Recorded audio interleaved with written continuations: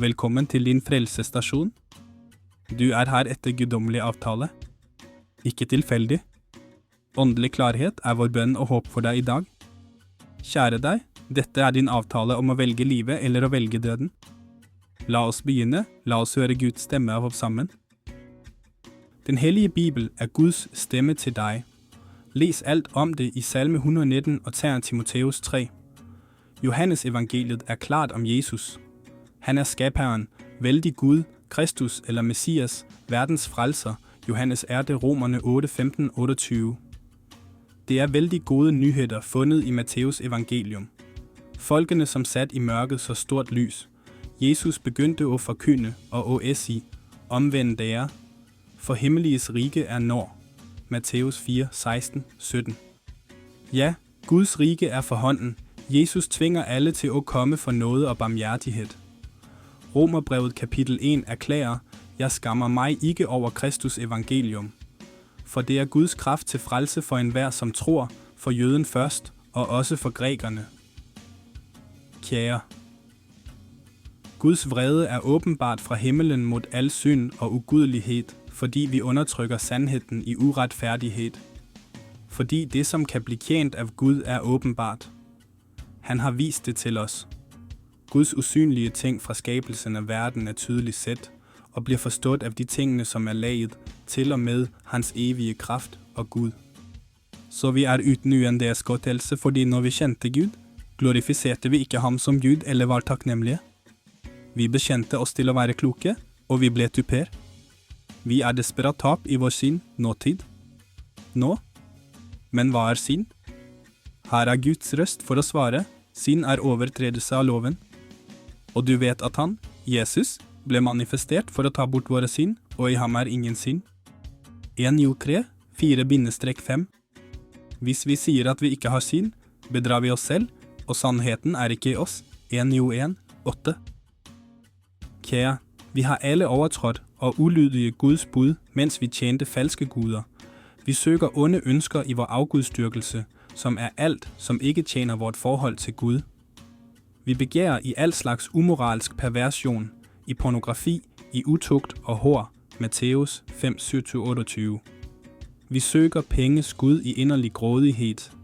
Vi løber til og omfavner spændingen til ondskab. Vi foragter det hellige. Vi hater og dræber hverandre. Vi er så distraheret af vores synd, at vi forsømmer den levende Gud. Likevel, hvis vi ydmygt bekender vores synder, er Gud trofast og retfærdig til at tilgive vores synder. Han vil rense os fra al uretfærdighed. Men hvis vi siger, at vi ikke har syndet, gør vi ham til en løgner, og hans ord er ikke i os. Ejo 1, 9, 10. Vi trænger desperat Guds store frelse gennem Kristus korsfæstet. Han er Guds lam, som alene tog bort verdens synd. Denne levende virkeligheden må blive personlig for dig, ellers vil du frustrere Guds nåde i livet dit. Du vil gå til grunde alene med dine synder, Johannes 1:29. Som Adam og Eve skiller dine valg dig fra Guds tilstedeværelse i dag. Ikke bliv et andet havari på dette Titanic World-system uden Krist som din redningsskøjte. Mark 4:37-48. Uden undtag vil alle stå foran Gud i dom. Enten vi er enige eller uenige, hører Guds røst i Hebræerbrevet 9. Ikke lad dig lure. Det er en dommedag for dig. Det er en evig himmel eller den evige ildsjøen. Se åbenbaringen 20. Det er dit kald, du vælger. Mange er nå i evig pine, fordi de nægtede Guds barmhjertighed, fundet i Kristus alene. Mange har afvist Guds kærlighed og evige by. Åbenbaringen 22. Hans ord til dig er vældig tydelig om denne evige saken. Han er ingen løgner. Han var og er Emmanuel, Gud med OSS. Nå ud til ham nå. I dag er din frelsesdag. 2. Korintherbrev 6:2. Du kan blive frelst ved at stole på Kristus alene. Ændre tankegangen din, og vend dig bort fra din synd. Forsag alt andet for ham. Bare Kristus korsfæstet, for din synd kan tilgive og rense dig fra synd, fordi han er Guds lam. Han alene tog bort verdens synd. Vor himmelske far ønsker akkurat nå at tilgive alle syndene dine gennem Kristus. Dette er Guds største gave og det eneste lovlige og substituerende offeret for dine synder. Jesus er det eneste Guds lam, som tager bort verdens synd. Vi er åndelige kriminelle. Vi har syndet mod Guds hellige lover. Derfor må vi være villige til at erkende, bekende og vende os fra vores synd. Rom 1-3. Ellers er det bare sikker og evig dom over os på grund af vores synd. Det er ingen rømning på vor egen. Døpen Johannes advarte de som omvender seg til å bære frukt som er verdig til omvendelse. Gud tolererer ikke hardnakket opprør eller forsettlig ulydighet. Jesus døde for at våre kriminelle anklager ble henlagt i himmelens domstol. Likevel, han forblir en hellig og rettferdig Gud. Sann frelse innebærer mer enn bare å bekjenne. Tilgi meg, Herre. Hebreerbrevet erklærer at evig frelse er gitt til dem som virkelig omvender seg og utøver tro på Kristus alene. Vi er kalt til å elske og følge Jesus nå. Mark 1:2, 2:9, 3:1, Matteus 1:6, 2:4, 2:6. Vi gjør dette ved enkel lydighet som tar del i Guds dyrebare løfter og sannhet som finnes i Bibelen. Hans rest til oss, 2 Peter 1, Jo 15, 2 Timoteus 3. Jesus ble forfatteren til evig frelse for alle som stoler på og adlyder ham. Hebreerbrevet kapittel 5 lyder: Selv om han var en sønn, lærte han likevel lydighet ved det han led. Og da han ble fullkommen, ble han forfatter til evig frelse for alle dem som lyder ham. Ikke misforstå. Guds ord lærer tydelig at vi blir frelst ved tillit til Kristus alene. Ja, tro på Jesus er et faktum. Likevel må ekte tro demonstreres ved hans ånds ledende i gudfryktig handling og kjærlige holdninger. Ved hans hellige ånd av nåde i oss kan vi nå daglig følge Kristus. Tro som ikke resulterer i lydighet mot Herren er ikke ekte tro. Rom 8:14, Rom 1:2, 1:2. Selv om vi ikke på noen måte eller egen indsats kan rense oss fra synd, fordi Jesus utgudte blod gjorde det for OSS, likevel er det gennem vår pågående lydighed mot ham, at vi søger og kender vor far som sande tilbedere i ånd og sandhed. Johannes 4. Jesus sagde: Hvis vi virkelig elsker ham, vil vi holde hans ord og adlyde hans lære. Når vi vælger at følge Herren, modtager vi hans styrke for vor rejse gennem hans store og dyrebare løfter. Derved vil vi modtage guddommelig mulighed til at sejre daglig.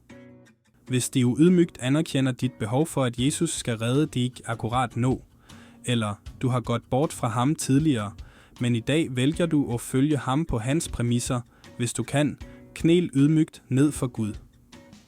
Bekend dine synder specifikt, bed han om at tilgive dig, salme 61. Det står skrevet: Hvis vi bekender vores synder, er han trofast og retfærdig til at tilgive vores synder og rense os fra al uretfærdighed. Her er dit første trin af lydighed. Del med andre om Kristus korsfæstet for dem. Jesus sagde: Hvis du ikke vil bekende ham for andre, vil han ikke bekende dig for sin far, som er i himlen. Vi skal aldrig skamme os over den, som har reddet os.